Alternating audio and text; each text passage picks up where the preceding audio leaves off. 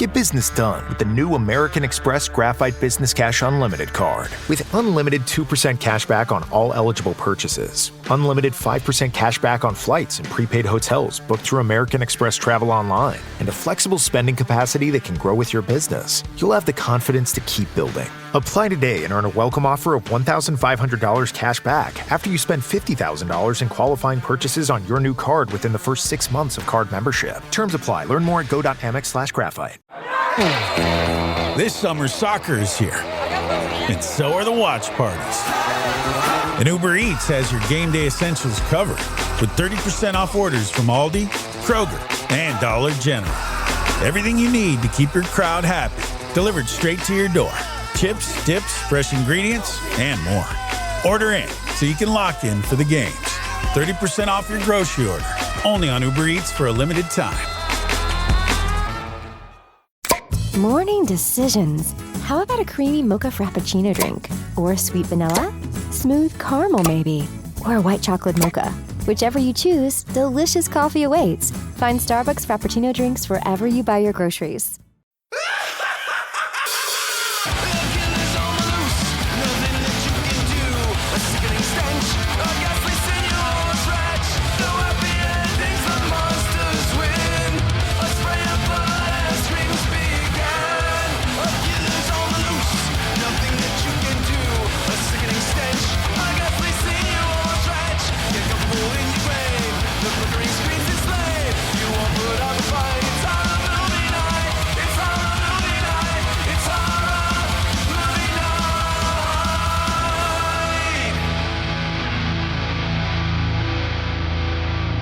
Everybody, welcome to another episode of Horror Movie Night. And, you know, as is the case every summer, I am here to tell you to stay out of the goddamn water.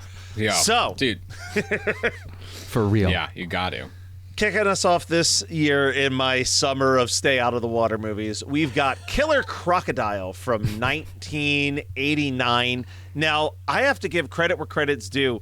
This was a long time HMN listener, Tom Panadich, who put me onto this movie. He was like, you need to see this. You will love it. I think he emailed 3 different years with this on his listener submitted list of like, it seems like a Tom suggestion. I'm telling you to watch this movie. And then I think what he sold me on, because I was like, whatever. He just sent me one day on Facebook the trailer. And he's like, just watch the trailer and see this fucking gator. Yeah. And my first note, before I even break down the plot, you know, we joke about this a lot about movies being proud of their prop. They show this fucking prop 15 seconds into the movie. Oh, I mean, I have no problems with that. It's great. Yeah. Honestly, I was like, oh, they're just going to subtly show us the foot, and then it just cuts to the entire the gator. crocodile. The croc's there, like, dude. Oh, okay. The croc's there. They show the croc a lot, and there's different forms of the croc too. Like there's still croc, there's swimming croc, there's chomping croc. There's a lot of variations of croc. Matt, I'm gonna just tell you right out the gate, I was never going in this water in the first fucking place, but everybody in this movie is like, yeah, what's wrong with this water? In any movie we've ever watched. Yeah, when we get to the whole, like, them dinging around in the water, I'm like, you should know better. Yeah. You should know better. It has you nothing actually to do with have the all crocodile. the information you need to not go in that water, and you still decide that this is the water you're going to go into. You're fucking lunatics. Yeah, of all the ones to choose. Anyway, so here we go. Shout out, Tom. Thank you. Yeah, yes, I mean, appreciate you. Indirectly, this is for you, buddy. All right, so a team of environmentalists come to a tropical island that has become a polluted wetland, and they trace the issues to barrels of radioactive toxic waste that's been dumped in the water. They decide to camp for the night in order to figure out a less dangerous way to move these barrels. Unfortunately, their dog disappears, and then I had a little note to myself, why would you not keep that dog tied up somewhere sleeping next to a giant bank of toxic waste-ridden water? Yeah. Right.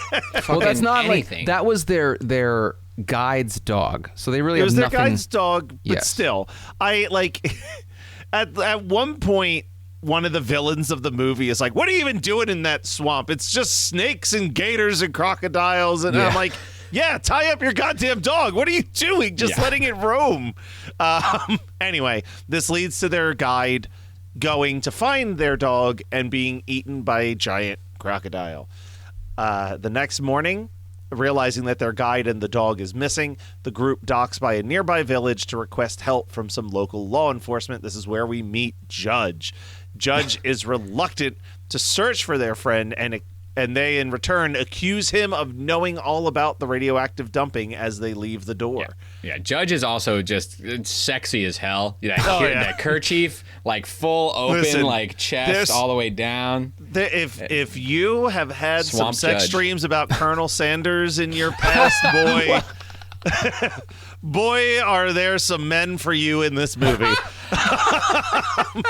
So the judge calls up the shady Jim Foley and requests, hey, man, how about we temporarily slow down on all that toxic waste dumping we're doing? And Foley kind of is like, fuck off, buddy. We need more waste. Yeah.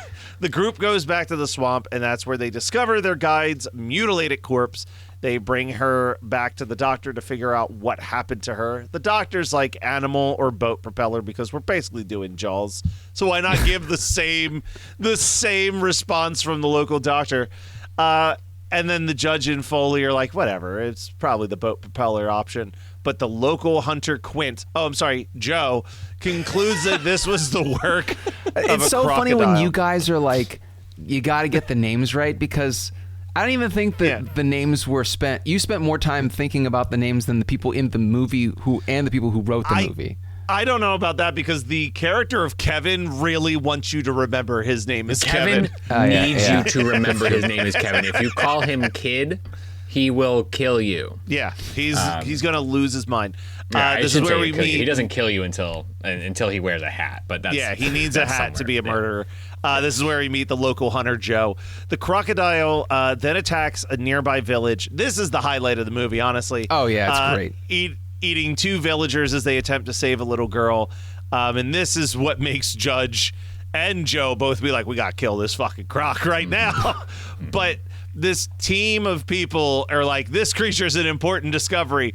Like, this thing has just murdered like 8 people in 24 hours. But let's try to bring it back to America for science. Right. Or It's whatever. also, if it has anything to do with the toxic chemicals, it's not an important discovery. We need to put it down and then remove. We need to get the toxic chemicals out of that. Like, it's not. That is not the way that we should be approaching this. By any means. They're not good at being. It's full. That killer croc is full of tumors. Like, put it away. Yes. Like, it's gotta go. Yeah. Also, doesn't this mean that whole riverbed is like carcinogenic? That village is fucked, dude. Yeah. Well, that's bad. we'll get there because at some point, Judge is like, you can't do that. You're going to destroy the swamp. It's like more than these barrels being in the water that like feeds the whole community. Like, come on now, man. Think. So Joe begins to hunt, but the environmentalists set up camp by the river, and the crocodile just like shows up at night. And I love that it's just like his head's just like sticking out, just looking, just seeing what everybody's up to. Yeah, normal croc and shit. They go out there. One of them gets eaten. Next morning, thankfully, Joe comes to rescue them, and they stay at his house for the night.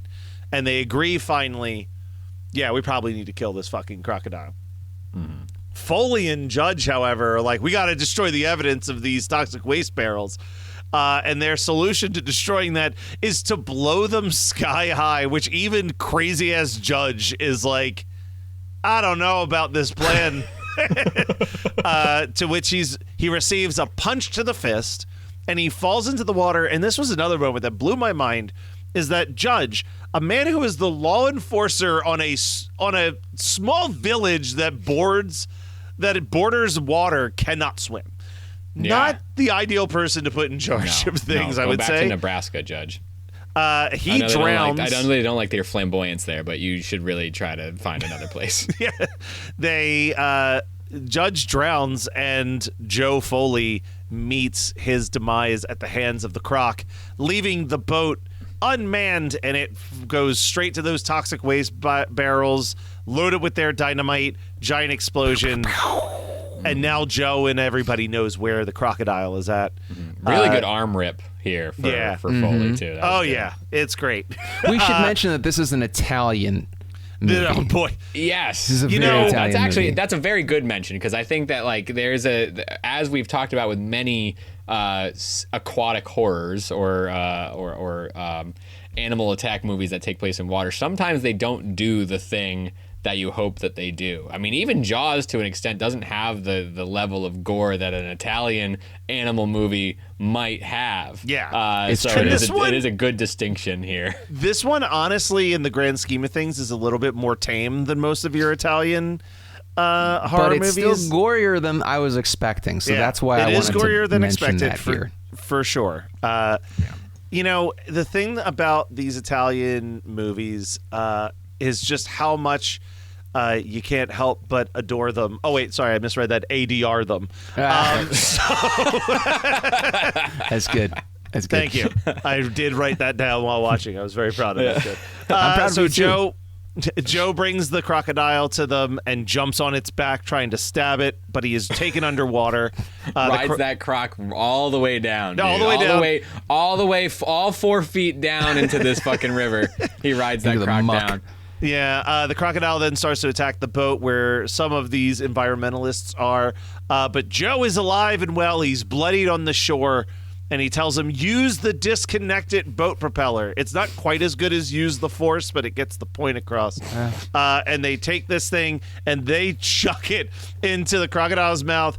And for like 30 seconds, it is dead alive, baby. This thing is just mucking up the inside of this crocodile, and they're just getting sprayed in the face. Okay, you said that the arm rip was the best part of this movie. No, it's actually This and you get the guy who's responding to getting splashed with radioactive crocodile blood and guts, and he goes, "Yeah, I did it, Joe. Yeah."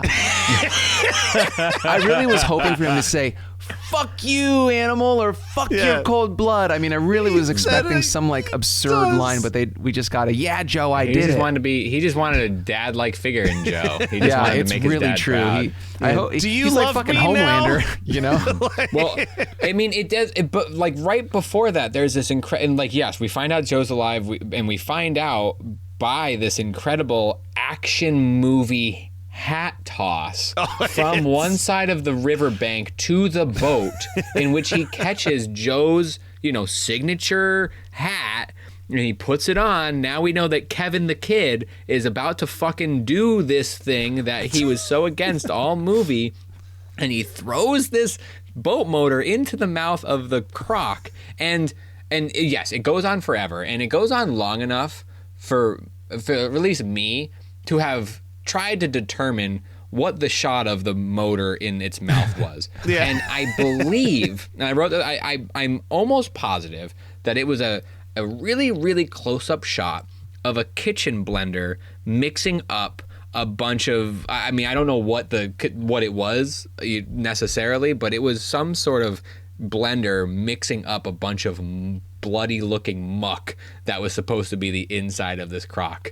And it was masterful. It was like I was incredibly inspired by that shot. I was like, that's a perfect way to showcase that this happened to this croc without having to like make a bigger deal of it or like have to like blow up your own prop. Just get in a blender. Just get it right in the mixing bowl there with a big old lens and just see what you can do. It's magical. It's truly a magical moment. And Movie then, magic. because why not? The whole gator blows the fuck up. Yes. That part I wasn't sure about. Take 1 part's radioactive killer crocodile and 1 part's boat propeller, and what else do you think is going to happen? That is true. Maybe I'm the crazy one for thinking that that's unreasonable. Did you not take chemistry in high school? Yeah, Matt. Loser. And then, you think the movie's over, but we pan to the shore, and the baby eggs that Kevin thought that he was shooting sky high, he may have missed one, and a baby crocodile is being born. Yep. And Tubi recommends Killer Crocodile 2 immediately upon which a few notes, I have not seen Killer Crocodile 2. I was about to ask you guys. But from what I learned doing a little bit of research, It was shot simultaneously with this one. Wow, that is confident. Features Joe and Kevin getting back together to clean up the mess from this movie. And from everything I've read, it is at least in Silent Night, Deadly Night Part 2 style, a little bit of a clip show followed by 40 minutes of extra footage. Yeah. All right. So I'll suffer and let you guys know if it's worth it in the long run. I almost picked it as my double feature, sight unseen. So I'm glad that you gave me a little bit of information. You could, because it would literally just be watching most of this movie over again. Study and play come together on a Windows 11 PC. And for a limited time, college students get the best of both worlds. Get the Unreal College Deal. Everything you need to study and play with select Windows 11 PCs. Eligible students get a year of Microsoft 365 Premium and a year of Xbox Game Pass Ultimate with a custom color Xbox wireless controller. Learn more at windows.com/student offer. While supplies last. Ends June 30th. Terms at aka.ms/collegepc. This episode is brought to you by Prime. What if you had one more chance with the one that got away? Sam, you came home. Based on the best-selling novel from Carly Fortune. Every Year After follows childhood friends Sam and Percy as they reunite in the dreamy, nostalgic lakeside town of Barry's Bay. Love can be hard to find. So if you're lucky enough to find that person, never let go. A second chance at first love. Every Year After, now streaming only on Prime. You have one new message. Translating. Disney and Pixar's Hoppers is now available on Disney+. You could say that again. Critics are calling it Pixar's funniest movie ever and a wildly entertaining ride. Blizzard Potato. It's certified fresh and verified hot. Now we party. This is incredible! Wow, I am clearing the rest of the day. Disney and Pixar's Hoppers, now available on Disney+. Rated PG. When you need to build up your team to handle the growing chaos at work, use Indeed Sponsored Jobs. It gives your job post the boost it needs to be seen and helps reach people with the right skills, certifications, and more. Spend less time searching and more time actually interviewing candidates who check all your boxes. Listeners of this show will get a $75 sponsored job credit at Indeed.com/podcast. That's Indeed.com/podcast. Terms and conditions apply. Need a hiring hero? This is a job for Indeed Sponsored Jobs. This episode is brought to you by Redfin. You're listening to a podcast, which means you're probably multitasking. Maybe even scrolling home listings on Redfin, saving homes without expecting to get them. But Redfin isn't just built for endless browsing. It's built to help you find and own a home. With agents who close twice as many deals, when you find the one, you've got a real shot at getting it. Get started at redfin.com. Own the dream.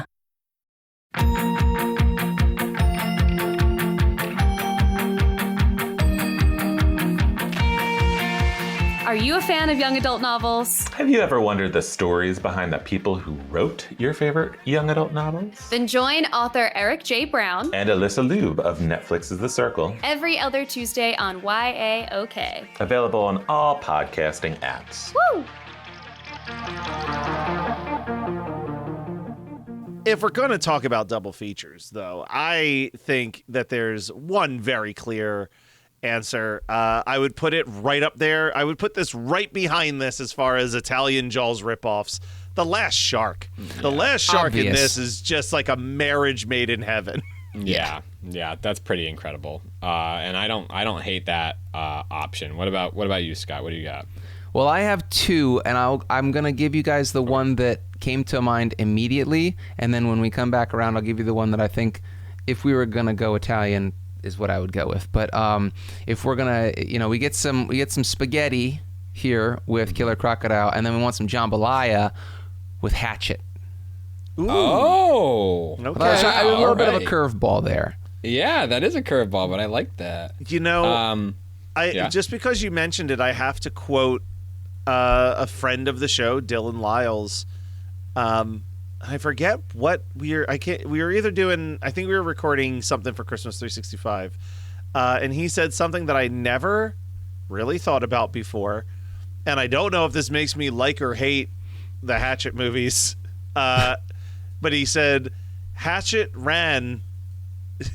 He said, if not for he was like, we wouldn't have a Terrifier if a Hatchet didn't exist. Yeah, like, that actually makes me like Terrifier or Hatchet less. Yeah, but I'm like, he's not wrong. He's not wrong. I'm like, I see the exact line that connects those two. Yeah. Those two, and I'm like, man. I just feel like everything about Terrifier. Like, I don't like any of the energy that comes off of those films or the people who adore them. Like, I'm just like, oh. You know, the people that like them the most are, there's a huge Venn diagram of people that love Terrifier and people that wear Cookie Monster PJ bottoms to Walmart. You know, I was like, I don't know where he's going with this. And then you said the most truthful thing I've ever heard uttered on our podcast. It's just awful. It's just awful. Yeah. So the moral of the story is, don't like Terrifier. Don't wear Cookie Monster PJs to Walmart. Don't like Terrifier, like Killer Crocodile. It's a much better option. We still have to ask what Kyle's double feature is, right? Kyle, what's your double feature on this? Yeah. So I mean, there was a lot that I kind of wanted to pair this with, but in the same way, I'm gonna go back to the States, and I'm gonna go with Bloodhook. Ooh. I almost wear my Bloodhook shirt for today's recording. I was kind of surprised that there was no Bloodhook talk. And it doesn't totally match up, but I just think that, like, Killer Crocodile takes itself very seriously. And I think that, like, if we're going to pair it up with something kind of silly and super aquatic, silly, I'm going to go with Bloodhook. I mean, you could. I think that's kind of what I was thinking with Hatchet. It's just so over the top and so, like, explosively over the top, right. gory. Yes. You know, and I feel like the other one that I was thinking, which wouldn't even work then. Like, I was going to go with Devilfish because it's an Italian aquatic horror. Yeah. And it's pretty gory, and it's got a lot of weird, stupid side plots. But I think that you're right, Kyle. This movie needs to be paired with something that knows exactly what it is. Yeah. Because this is so charmingly oblivious.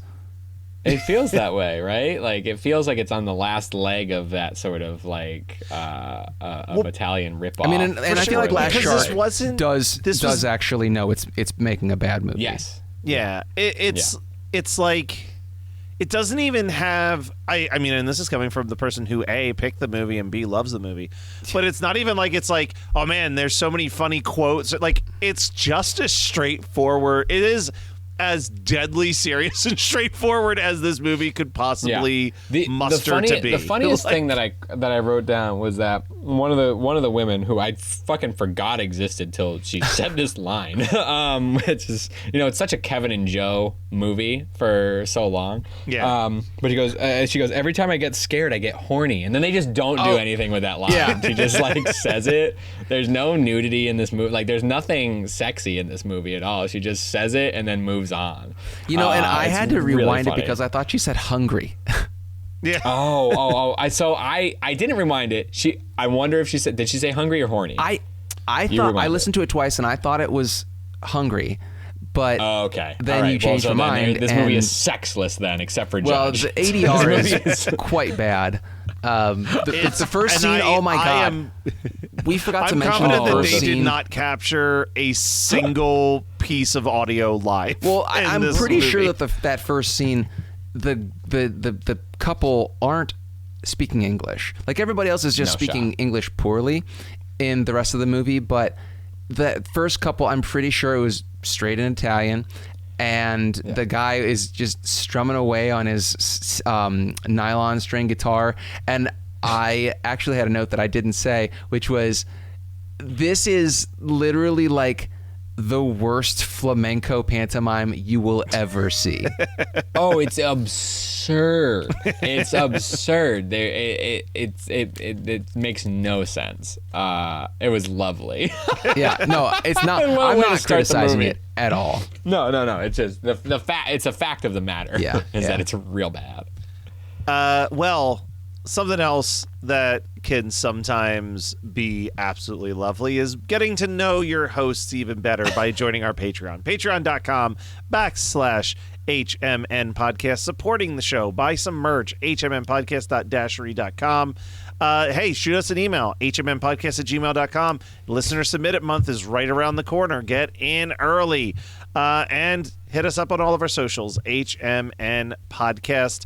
Now it's the part of the show where we like to talk about something that we read, listened to, whatever. There's so many options. It's mostly Matt, before we get there, can I say a couple things that might be happening in my world that I forgot listen, to tell if you there are things, that I if forgot there to are tell things you happening about in the world of Kyle, I want to hear them.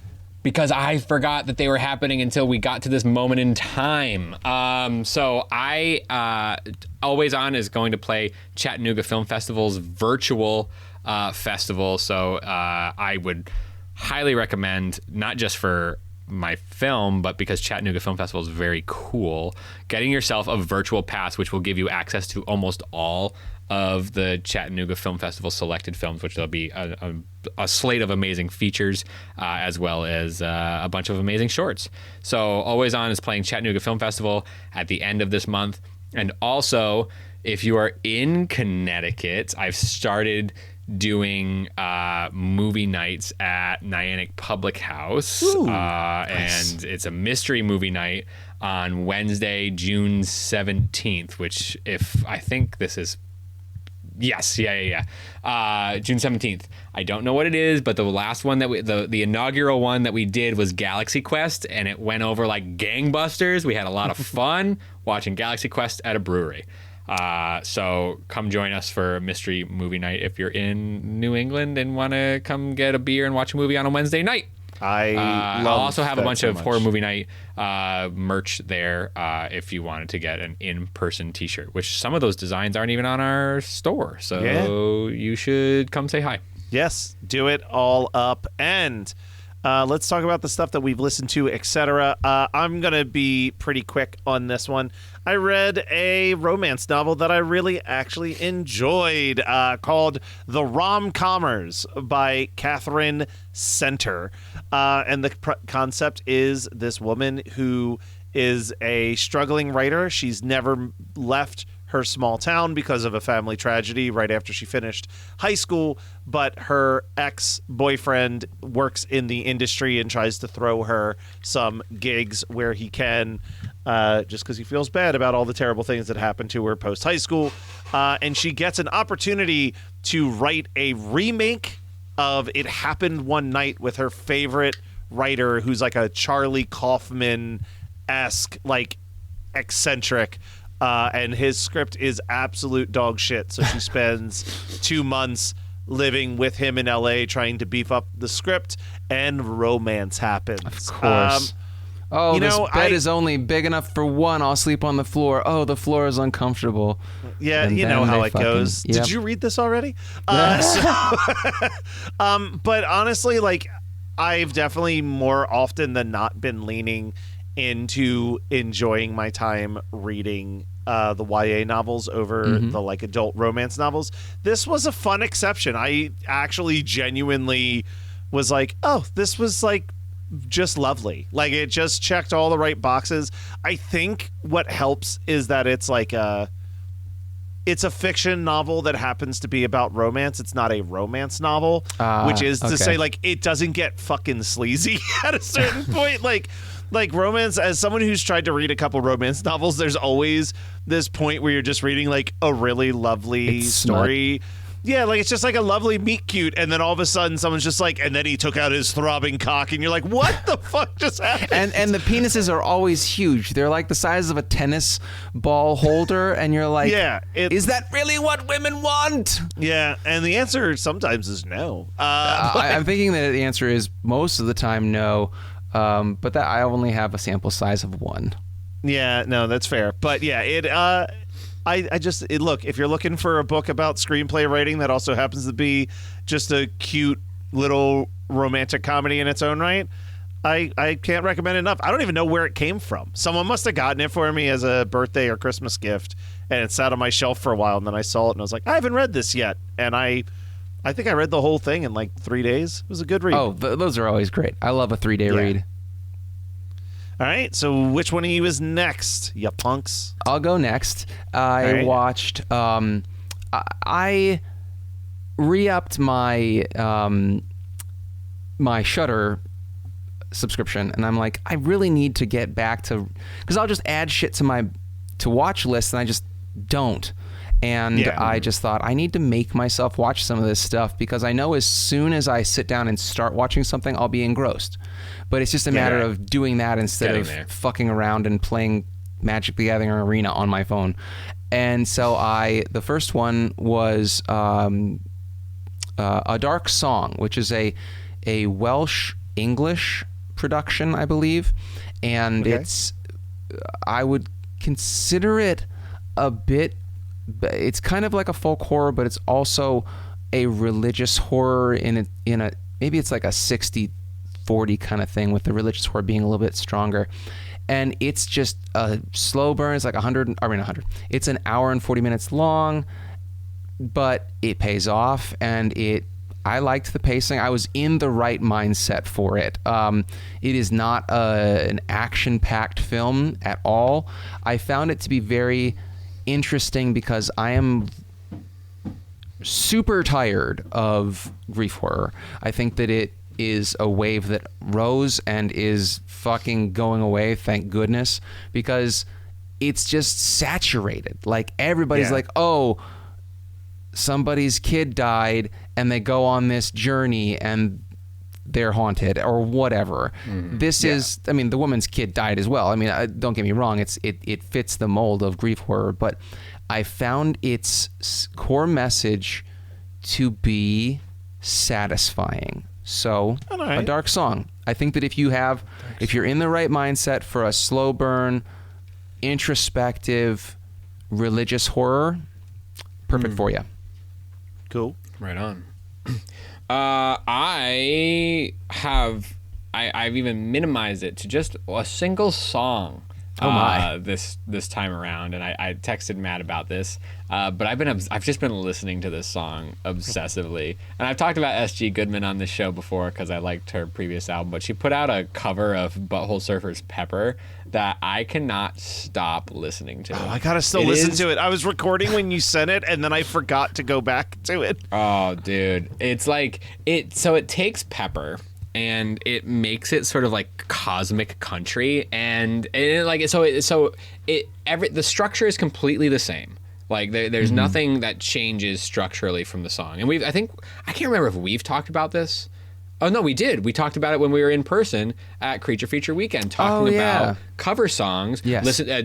Go listen to our Patreon, motherfuckers, and you can learn about what we think about cover songs. But one of the things that we talked about was like we like something to change. We don't want somebody to just like put out the same song. But what I liked about this was that like structurally it's the same song, but it leans into this cosmic country thing that happens, like a little bit of twang, a little bit of like slide, a little bit of just like ethereal, that where the Butthole Surfers version is definitely just more 90s weirdness, right? Like it's like that's kind of the gist of it.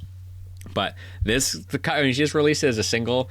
I thought it was fucking great, and I can't stop listening to it. So S.G. Goodman's cover of Pepper is really good. Another thing that I've heard people fucking love and can't stop listening to is Horror Movie Night. So subscribe and stay tuned for more Horror Movie Night every Thursday night on your favorite podcasting app.